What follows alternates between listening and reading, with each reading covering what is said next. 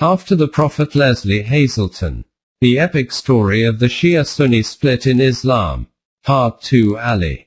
Chapter 9. A roar went up from Aisha's forces as her camel was led onto the field of battle. It was a red riding camel. The best kind, fast and sturdy.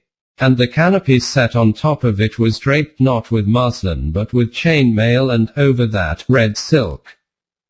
The howdah towered over the vast array of horsemen and infantry. More visible than any banner, it was an instant rallying point for Aisha's men.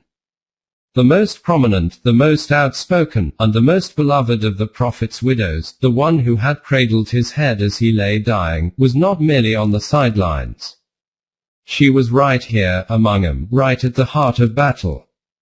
Under the command of the Mother of the Faithful, there was nothing they would not do. Through the chinks in the chain mail, Aisha had a clear view of the whole field. She could see where her lines were doing well and where they were being pressed, call for one sector to be reinforced or another to advance. Her commands were relayed by runners to Talha, who was in charge of the horsemen, and to Zubair, at the head of the foot soldiers. As the red silk fluttered over her armored canopy, her high voice pierced through the early morning air, all the more chilling for being disembodied, its source hidden from sight. You are heroes, by God. You are like mountains. She urged her warriors. Show your valor, sons of mine. Show these murderers what you can do. May they rue the day they were born. May their mothers be bereaved of them. And again, the urgent refrain. Death to the killers of Othman. Death to all who support them. Revenge for Othman. This was the traditional role of women in battle, though never before from the center. Usually they stayed at the rear, where they urged on their side, mocking the virility of their enemies and daring their own fighters to feats of valor.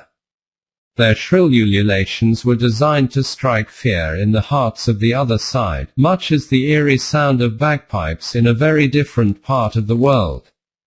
They cut through the funk of fear and overrode the sounds of bodies colliding, of steel clashing, of men panting in each other's grip, gasping as steel entered flesh, moaning as they lay injured and dying. It was women who called for blood. And if any doubted what they were capable of, people still talked with awe of the aristocratic Hind, whose husband had led the Meccan opposition to Muhammad and his followers. Her father had died in the first major battle between the Meccans and the Medinans, and she knew who had killed him. Muhammad's uncle Hamza. So when the Meccans marched on Medina to do battle again, it had been Hind who led the chanting, taunting Muhammad's men and daring them to advance. Hind who had been fired up with the thirst for revenge and who put a price on Hamza's head. Hind who roamed the battlefield after the two sides had fought to a standoff, who strode from corpse to corpse, searching for the one she wanted. She found it, and when she did, she uttered a cry of victory that years later still froze the blood of those who had hurt her. She stood astride Hamza, gripped her knife with both hands, and plunged it deep into his body, gouging him open to rip out not his heart but something far larger and far more visceral. His liver. Ululating in triumph, she held that liver up high above her head and then, in full view of all, she crammed it into her mouth, tore it apart with her teeth, spat out the pieces, stamped on them, and ground them into the dirt. Who could ever forget the sight of that blood running from her mouth and streaming down her chin and her arms, of those eyes gleaming with revenge? It was so compelling that people still referred to her son, half in taunt, half in admiration, as the son of the liver-eater. Never to his face, though, for he was none other than Muawiyah, the man who had become the powerful governor of Syria. Like his mother, he was not one to be trifled with. Yet even Hind had stayed in the rear during the fighting itself. Even she had been too much the urban aristocrat to ride into the thick of battle. That was the kind of thing nomadic women were known for. Women like the fabled Simmel, who had led her tribe in fierce resistance against Abu Bakr's forces during the Wars of Apostasy. Poets still celebrated her in long odes to the romance of the desert. They praised the sacred white camel she had ridden on and the absolute fearlessness and devotion she had inspired in her men until both she and the camel were finally slain. But Simmel had not been a Muslim. Not by Abu Bakr's reckoning, in any case. She had been an apostate. So when Aisha rode out onto that battlefield outside Basra on her red camel, it was the first time a Muslim woman had led men into war. It was also to be the last. Nobody doubted her right to be there, not at the time. Her critics raised their voices only later. "We fought for a woman who thought herself the commander of the faithful," said one survivor bitterly. Said another, "Instead of trailing her skirts at home, she crossed the desert at a gallop, making herself a target her sons had to defend against spears and arrows and swords." It is not hard to imagine how the same phrases could be turned around in odes of praise to her courage and leadership. All the more if she had been victorious, or if she had been killed in battle like Simmel, but that was not to be. Ellipsis. What Aisha saw from the height of her camel was a battle as horrific as all had feared. Hardened warriors swore the rest of their lives that they had never seen so many severed arms and legs. It lasted from early morning to mid-afternoon, and by the time it was done, 3,000 men, most of them from Aisha's army, lay dead and dying. The survivors told their stories, as survivors must. Some chose the path of inspiration, heroic tales of sang-froid in the face of death, like that of the warrior who used his own severed leg as a weapon. The leg had been cut off by a huge sweep of his opponent's sword, and his own sword was gone. He knew that he was done for, but he seized the severed leg, swung it with lethal force at the very man who had cut it off, then collapsed from loss of blood, his head on his enemy's chest. That is how a fellow warrior found him just before he died. "Who did this to you?" he asked. The answer came with a smile. "My cushion." Quote, "Such tales of indomitable spirit in the face of death are legion. Men fight on bravely despite the loss of arms and legs. They fight with their hearts, defying inevitable odds. They fight to the last drop of their own blood, holding their swords in their teeth if need be, as would Hussein's half-brother Abbas 25 years later at Karbala, when he became one of the great heroes of Shi'ism. But nobody denies that such tales are a matter of bravado, and everyone knows bravado for what it is. An attempt to ward off terror. That is why most of the stories of the Battle of the Camel forego heroics for a palpable sense of folly, of the senselessness and tragedy of it all. Each account, each teller, acted as another voice in a vast Greek chorus of tragedy, testifying to the awful bitterness and waste of civil war. This was hand-to-hand fighting. Eye-to-eye fighting, that is, and the eyes they looked into were often those of people they knew. The division between Ali's forces and Aisha's cut deep into the social order. Tribes were divided against themselves that day, and within the tribes, clans and families were split between the two sides, so that cousins, blood brothers, even fathers and sons fought each other. There was none of the cool distance of modern warfare, where technology reigns and nobody sees the eyes of the enemy or hears the screams. Hand-to-hand combat was utterly and horribly visceral. When they grappled too close to use swords or daggers, they used whatever they could instead.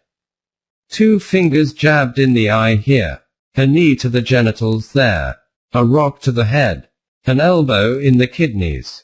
Warrior after warrior told of the bite of steel into flesh, the acrid smell of blood spouting from severed arteries, the terrifying, unholy, god-awful messiness of combat, with men soiling themselves in fear, with the stink of guts ripped out, With the wild-eyed panic of horses, the blind frenzy of humans, and the sheer bloody-minded desperation of each and every one to find some way, any way, to end the day alive. Talha and Zubair were both dead by noon. Talha had taken command of the cavalry and fought valiantly. He might even have prevailed if he had not been shot in the back by an arrow. Shot, that is, by someone on his own side. Word was that this someone was none other than Marwan, and indeed, he later admitted as much. Justifying himself with the most pious argument. He pointed out that since Talha had been one of Othman's leading critics, encouraging the rebellion that led to assassination, his claim to be fighting in the name of revenge for Othman was hypocrisy. Thus Marwan, by his own account, had been merely the instrument of justice. As always when it came to Marwan, there were those who suspected otherwise. Some said he had seized the opportunity to pick off a rival for the caliphate, since if Aisha's side had won the day, Talha would have been declared caliph, frustrating Marwan's own ambitions. Others said that he had deliberately hung back until he could see which way the battle was going and had then targeted Talha in a misguided attempt to ingratiate himself with Ali. Yet others were convinced that he had acted under orders from a far more powerful rival for the caliphate. For no sooner was the battle lost than he rode across the desert to Damascus, to become a senior counselor in the court of Muawiyah, the governor of Syria. One would need a mind as devious as Marwan's to know where the truth lay. Zubair's death was another act of treachery, though it would remain unclear exactly whose treachery it was. Word had it that no sooner had the battle begun than Zubair left the field and started on the road back to Mecca. A clear matter of cowardice, some said, though given Zubair's record as a warrior, that was hard to believe.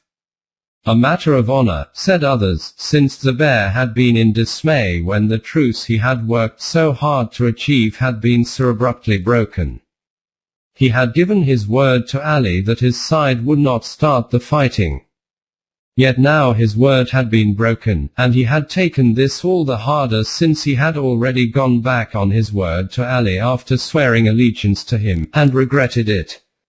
If he had not been a man of honor before, he would be one now, and die for it. The Meccans would claim that Bedouins, always unreliable in Meccan eyes, had chased after Zubair and killed him as a deserter.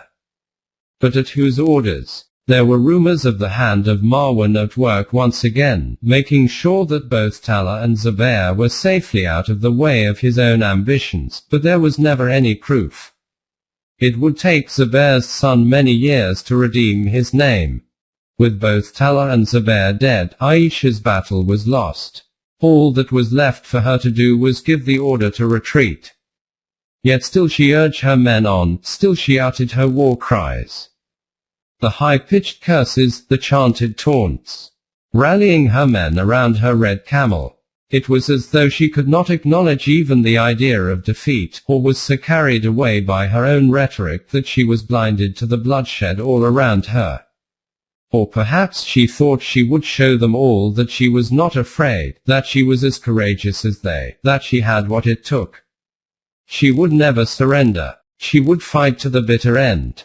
The battle was reduced to an intense huddle of a few hundred of her men around the camel. One by one, warrior after warrior stepped up to take hold of the camel's nose rein, holding the animal steady to prevent it from bolting from the tumult. One by one, they stood defenseless with the rein in one hand and her banner in the other, and one by one, they were cut down. Each time one was killed, another came to take his place.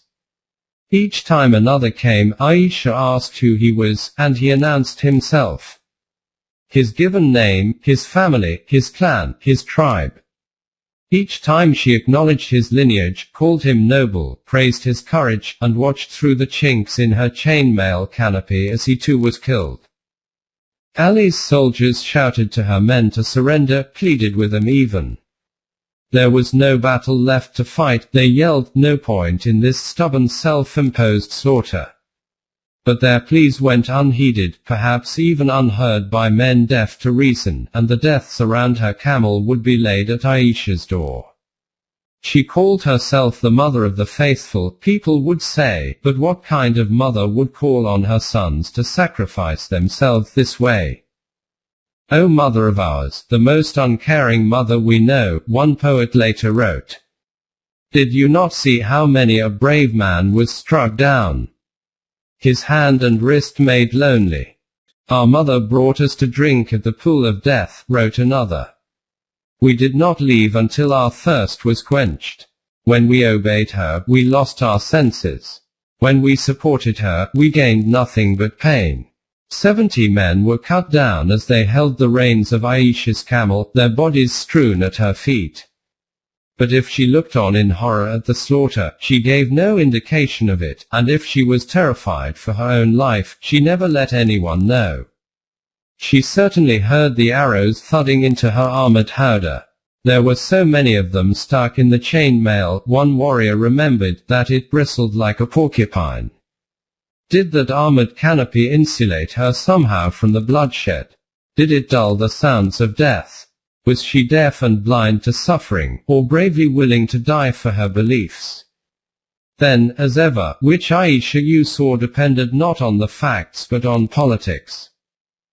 There is no knowing how many more men might have been killed holding the camel's rein if Ali had not ridden up to put a stop to it.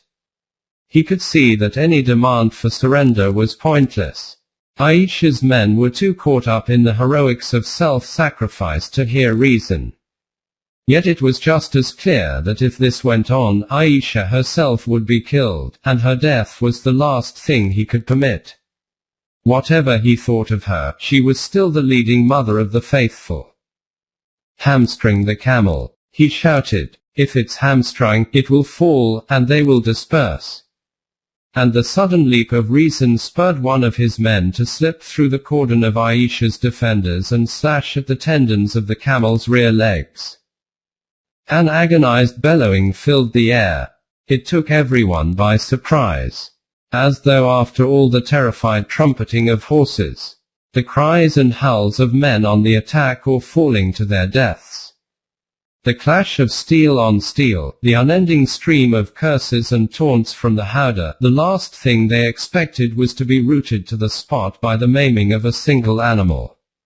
I have never heard a louder sound than the bellowing of that camel, one warrior declared, haunted by the memory of it, perhaps because once the bellowing stopped, there was silence.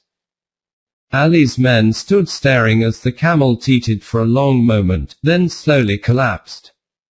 When it finally hit the ground, they seemed to regain their senses, rushing to cut the straps holding the howdah in place, then lifting it off with Aisha still inside. There was not a sound from her now that she had been brought down to earth, and the silence from the howdah was almost as unnerving as the noise from it had been before. They had captured the mother of the faithful, but now they hung back, unsure how to proceed. None of them dared approach until Ali gave the order to Muhammad Abu Bakr. His stepson and Aisha's half-brother, who shouldered his way through the crowd, strode up to the howdah, and drew apart the armored curtains to ask, "Is all well with you?" "I have an arrow in me," she whispered, and there it was, embedded in the flesh of her upper arm, the only barb out of the hundreds shot at the howdah that had penetrated the armor. Her half-brother reached in and pulled it out, and if the pain of it was terrible, as it surely was, Aisha allowed not so much as a whimper to escape her lips. Even in defeat, her pride would not permit weakness.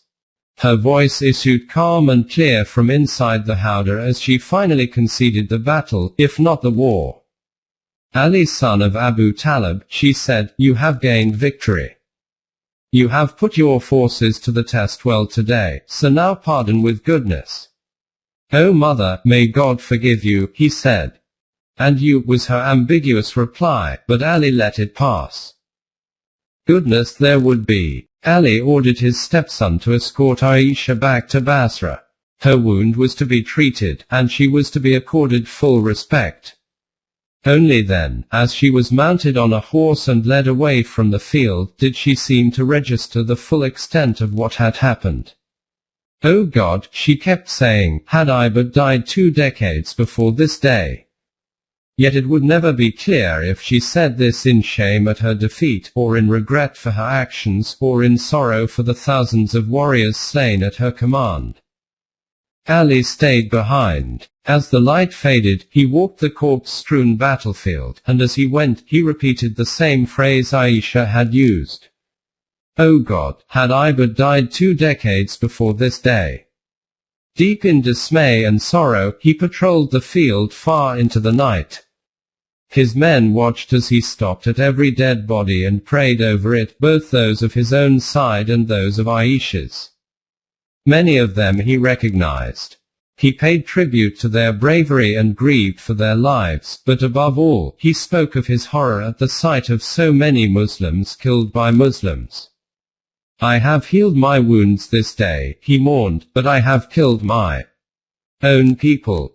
He stayed there 3 days, making amends in the way only he could. He forbade his men to kill the enemy wounded or captives. These were not apostates but good Muslims, he declared. They should be accorded the utmost respect. Those who had fled were not to be pursued. All prisoners were to be set free after pledging allegiance to him, and the usual spoils of war, swords and daggers, purses and jewelry, were to be returned. To compensate his own men for the loss of spoils, he would pay them directly from the treasury of Basra. The enemy dead were buried as honorably as those who had fought for Ali. The hundreds of severed limbs were gathered together and placed with ceremony in one large grave. Only when all that had been done, when each and every one of the thousands of dead had been laid to rest in accordance with Islamic law, did Ali ride into Basra and accept the whole city's renewed pledge of allegiance. If he had done all he could to ease the inevitable bitterness of defeat for those who had fought against him, he now did even more for the woman who had led them. To demean Aisha in defeat, he insisted, would only be to demean both himself and Islam. Once again, he chose the path of unity over that of revenge. When Aisha had recovered from the wound in her arm, Ali assigned Muhammad Abu Bakr to head a military escort to take her back to Medina, together with a full entourage of Basran women to see to her every need, and as her caravan prepared to leave, Aisha seemed to acknowledge his graciousness. At least in part. "My sons," she told the Basrans, "it is true that some of us criticized others, but do not hold what you have heard against them. By God, there was never anything between myself and Ali other than what usually happens between a woman and her in-laws. Whatever I have said in the past, he has shown himself one of the best of men." It was as close as she would ever come to a concession speech. Never mind that despite the apparent meekness, it glossed over the truth. She had reduced her bid for control of a vast empire to the level of a mere family squabble, and, in so doing, had surely belittled the thousands who had given their lives for it. Moreover, if she seemed to imply that she accepted Ali as caliph, she had avoided actually saying so. But Ali could see that this was as far as she would go. There was nothing to be gained by pushing for more. "By God, men," he said, "she has spoken the truth and nothing but the truth. She is the wife of your prophet now and forever." And together with his sons Hassan and Hussein, he did her the honor of riding alongside her for the first few miles of the route back to Medina. Aisha accepted all this as her due, but on that long journey back to the Hijaz mountains and the shelter of home, she surely knew that she had suffered far more than a single defeat in battle. If Ali had accorded her honor in defeat, his aides had been less inclined to goodness. She would have many years yet to mull the words of one of his cousins, who had marched uninvited into the house where she was recuperating in Basra and let loose with a torrent of vituperation. It was she who had incited the people against Othman, he reminded her, brandishing the prophet's sandal the way she had. That was an insult to everything Muhammad had stood for. If you had but a single hair of the Prophet's, he said, you would boast of it and claim to benefit through it. Worse, by inciting Muslims to battle against other Muslims, she had committed a crime against the Quran, the word of God. But above all, how dare she challenge the al-Bayt, the family of Muhammad? We are of the Prophet's flesh and blood, he said, while you are merely one of 9 stuffed beds he left behind. And not the one with the firmest root, or the lushest leaves, or the widest shade. How horrible for the defeated Aisha to hear herself described as just another of the Prophet's wives, and in such crude terms. For the woman who had always insisted on her unique closeness to Muhammad, this was the ultimate humiliation. And how awful to have her childlessness, no root, no branches, no leaves, thrown in her face yet again, and under such circumstances. This she would never forgive, or forget.